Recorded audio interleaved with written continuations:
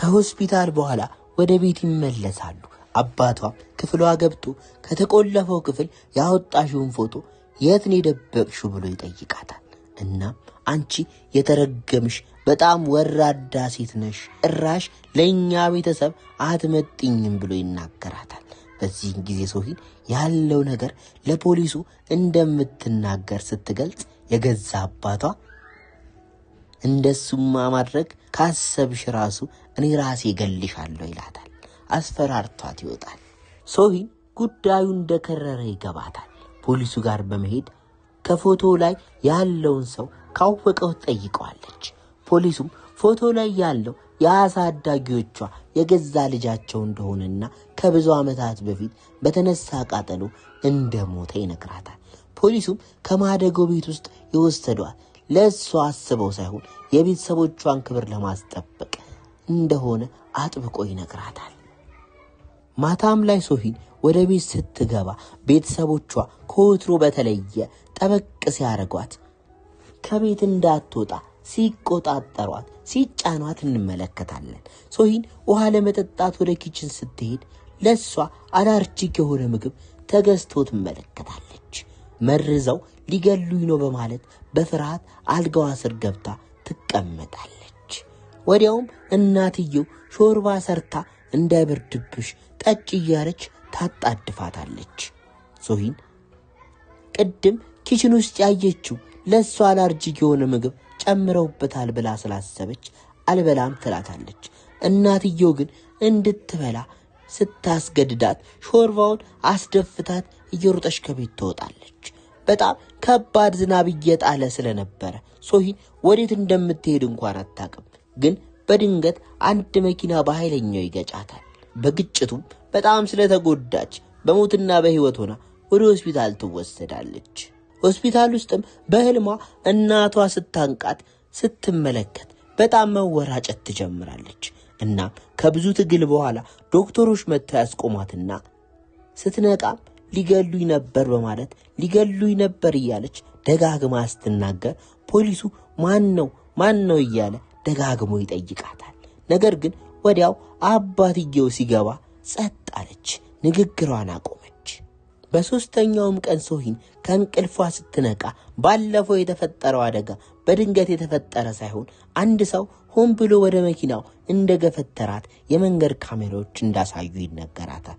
ፖሊሱም የመጀመሪያው ተጠርጣሪ የገዛ አባቷ ሲሆን ይህንን ሰው በማገትና በግድያ ሙከራ ተጠርጥሮ ወደ ፖሊስ ጣቢያ ይወሰዳል።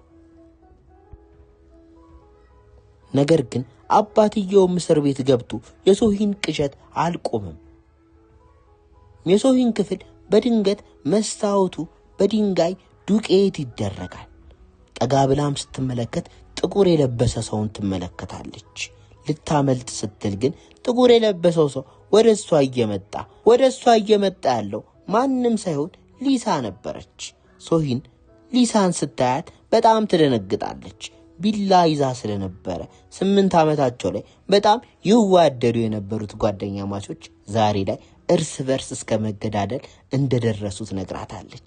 ሊሳ በንዴት እየተንቀጠቀጠች ከቀጠቀጠቻት በኋላ ክፍል ውስጥ ወንበር አስገብታ አብራ ታስራታለች።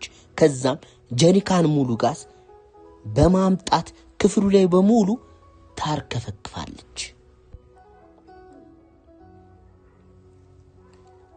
ወዲያውም ታሪኩን ወደ ኋላ ይመልሰንና ያንግ በተወጋበት ሰዓት የሶሂን እናት ያንግ ቤት ስትሄድ ያንግ በህይወት እንደነበር ያሳየናል። እናትየው የሶሂንን ደብተርና ስልኳን ብቻ ይዛ እንደሄደች ምንም ነገር እንዳላደረገች ያሳየናል። እናም ከእናትየው በኋላ ሌላ የመጣ ሰው እንዳለ እንመለከታለን። ሶሂን ሊሳን መለመን ትጀምራለች። እንደ ድሮ ጓደኛ ማቾች እንሆን ትላታለች። ይቅርታ እየለመነች ትጠይቃታለች። ሁለቱ ክፉኛ ሲጨቃጨቁ አንድ ሰው መጥቶ ያያቸው ነበር። መርማሪው ፖሊስ ስለነበር ሶሂን ያድነኛል ብላ ስላሰበች ደስተኛ ትሆናለች። ነገር ግን ፖሊሱም ጭራሽ እያጨሰ የነበረውን ሲጋራ ጋዙ ላይ በመጣል ክፍሉን በአንድ ጊዜ ያነደዋል። ይህም ሰውዬ እስካሁን ፖሊስ ነው ብለን ስናስበው የነበረ ሰውዬ ትክክለኛ ፖሊስ ሳይሆን አንድ አደገኛ ወንበዴ እንደሆነ እንመለከታለን። ሊሳ ሶሂንን ከወንበሩ ላይ ተፈታትና ለማምለጥ ይሞክራሉ። ጭራሽ ይባስ ብሎ ወደ እሳቱ እንዲመለሱ ቢላዋ ይዞ ያስፈራራቸዋል። ብዙ ከተታገሉ በኋላ ትክክለኛው ፖሊስ ይመጣል። በዚህን ጊዜ ሁሉም ነገር የተስተካከለ ፊልሙ ያበቃለት ይመስል ነበር። ነገር ግን ሰውየው የፖሊሱን ሽጉጥ ተቀብሎ ማንንም ሰው ከዚህ ቤት እንደማይወጣ ይዝትባቸውና ይናገር ነበር።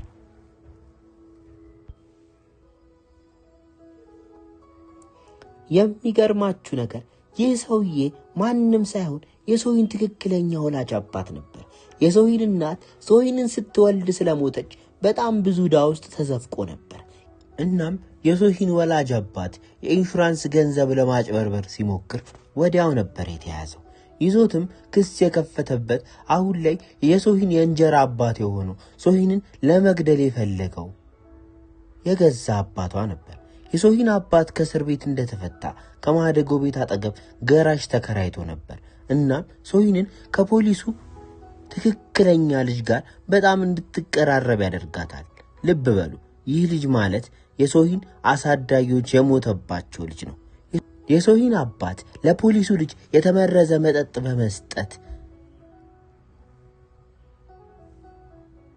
ራሱን እንዲስት ካደረገው በኋላ በሩን ዘግቶ አባቱ ጋር በመደወር $2 ሚሊዮን እንዲሰጠው አለበለዚያ ልጁን እንደማያገኝ ያስጠነቅቀዋል። በዚህን ጊዜ ግን ሰውየው ሳያውቀው ድንገት እሳት ይነሳል። ልጁም ነቅቶ ስለነበረ ራሱን ለማዳን መውጫ ይፈልጋል። ነገር ግን ምንም ነገር አንዲትም መውጫ ያጣል። ትንሽዬ የሽንት ቤት ንፋስ ማስገቢያ ያገኝና መስታወቱን ሰብሮ ትንሽዬዋን ሶሂንን ያስወጣታል። ለራሱ ለመውጣት ሲታገል ግን ሲሊንደሩ ፈንድቶ ቤቱ እንዳልነበረ ይሆናል። እሳት አደጋዎች ቦታው ላይ ደርሰው ቢመጡም በዚህ አደጋ በጣም ብዙ ሰው እንደሞተ ይነገራል። አንድ የእሳት አደጋ ሰራተኛ ሶሂንን ከጀርባ አግኝቶ ይዟት ይመጣል እና ልጆቻቸው ትንሿን ሶሂንን አድኖ እሱ ማምለጥ እንዳልቻለ ሲሰሙ ቤተሰቦቹ በጣም አዝነው ያለቅሳሉ። እናም የገዛ ልጃቸውን ያጡት የሶሂን አባት በፈጠረው ችግር ስለነበረ ሶሂንን ለማሳደግ ይወስናሉ። ብዙ ነገር የሚደብቋት ለሷ ለራሷ ታስቦ ነበር። በዚህ ጊዜ ሶሂን ትክክለኛ አባቷ ሶሂንን ይዟት ሊሄድ ሲል የእንጀራ አባቷ ይመጣና በጣም ባደገኛ ሁኔታ ይደባደባሉ። እናም እየተታገሉ ተያይዘው ከፎቁ ስር ወደ ነበረው ባህር ይገባሉ። ሶሂን ደንግጣ ቀረች። ወዲያውም እናቷ መጣ ምንም ነገር ቢፈጠር የምትወዳት ልጇ እንደሆነች ትነግራታለች። በዚህን ጊዜ የሶሂን የእንጀራ አባት ከአደጋው እንደተረፈ ያሳየናል። ሊሳ በእሳት አደጋው ወቅት ተጎድታለች። ቀናት ያልፍና ሶሂን እያገገመች ትመጣለች። ይሁም በጣም እሷን መንከባከብና በጓደኝነታቸው ላይ ትልቅ ተስፋ ይኖረዋል። ይሁን ግን መጠበቅ ስላልቻለ ፍቅሩን ሲናገር ተደነባብራ ጥላው ትሄዳለች። በቤት ከደረሰች በኋላ ቤቱን ማጽዳት ትጀምራለች። ወላጆቿም ወደ ቤት ሲመለሱ የሞተ ልጃቸው ዛሬ በህይወት ቢኖር ኖሮ ልደቱ ስለነበረ ኬክ አዘጋጅታ ጠበቀቻቸው። እናም በልጃቸው ላይ ለተፈጠረው ነገር ራሷን ወቅሳ ይቅርታ ትጠይቃለች። የማደጎ ወላጆቿም እሷን መቼም እንደማይተዋት ነግረዋት ደስታቸውን ማክበር ይጀምራሉ። የቀረበውን በልተው መጠጡንም ጠጥተው ነገር ግን በድንገት አስደንጋጭ ነገር ይፈጠራል። እናትና አባት ራሳቸውን ይስታሉ። የጠጡት መጠጥ የተመረዘ ነበር። ሶሂ ሳትሆን ወላጅ አባቷ መርዞት ነበር። ሶሂን ደንግጣ ቀረች። አባትየው ከዚህ በኋላ አብረን የተደላደለ ህይወት ለመኖር አንድ ነገር ብቻ ነው የሚጎልን ይላታል። እናም ገንዘብ ብቻ እሱ ብቻ እንደሚጎላቸው አጥብቆ ይነግራታል። ካዝናው ጋር በመሄድ ፓስወርዱን ይጠይቃታል። እሷም የኔ ልደት ቀን ነው ስትል ትነግረዋለች። ወላጅ አባቷ ግን የልደቷን ቀን እንኳን ማስታወስ ስላልቻለ በንዴት መጠጡን መጠጣት ይጀምራል። ሶሂንም ለገዛ አባቷ የተመረዘውን መጠጥ ሰጠችው። ጠጥቶ መንደፋደፍ ጀመረ። ሶሂን ዝም ብላ ታየዋለች። እሷም የቀረውን ጠጥታ ሁሉም ተዘረሩ። ከዛ በኋላ ታሪኩ ከ3 ዓመት በኋላ ይወስደናል። እንደ እድል ሆኖ ከሶሂን ወላጅ አባት በስተቀር ሁሉም ተርፈው ስለነበረ በጣም ደስተኛ የሆነ ነገር ይፈጠራል። ሊሳም ከ3 ዓመት በኋላ ታስራ ከእስር ቤት ትወጣለች። ወጣም ከሁሉም ጋር ይቅርታ ይባባላሉ። እናም በመጨረሻ በፈጣሪ እርዳታ እንደ ዳማ ቆርቂ ሊበተን የነበረው ቤተሰብ ተመልሶ ተሰብስቦ ቤተሰብ ምን ጊዜም ቤተሰብ እንደሆነ እያስተማረን የዛሬ መልእክታችንን እዚህ ጋር እንጨርሳለን። ውድ ቤተሰቦች ታሪካችን ከተመቻችሁ ላይክ፣ ሼር፣ ሰብስክራይብ ማድረግ እንዳትረሱ።